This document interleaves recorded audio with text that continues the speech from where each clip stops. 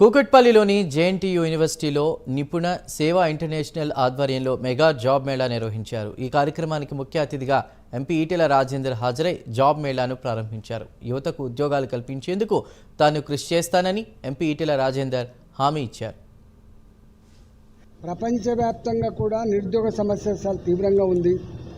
America లాంటి దేశం ఎట్లా ఆంక్షలు పెడతా ఉందో, ఇతర దేశాలలో ఎట్లా ఇబ్బందులు అవుతా ఉన్నాయో చూస్తూ ఉన్నారు. కాబట్టి మన దేశంలో ఇప్పటికే మోడీ గారు make in India, made in India ప్రోగ్రామే కాకుండా 2024-25 బాజాప్తా బడ్జెట్లో 4 లక్షల కోట్ల రూపాయలు కేటాయించి స్కిల్ డెవలప్మెంట్ సెంటర్లు కావచ్చు, ఉద్యోగ కల్పన కావచ్చు, వాళ్ళ సొంత కాళ్ళ మీద బతికే పద్ధతి కోసం ప్రణాళికలు రూపొందిస్తూ ఉన్నారు.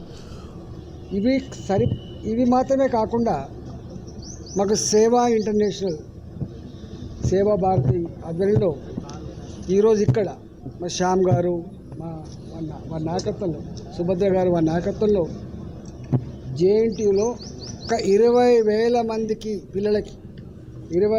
పిల్లలకి ఉద్యోగ కల్పన కోసం 160 కంపెనీలను ఇక్కడ పిలిపించి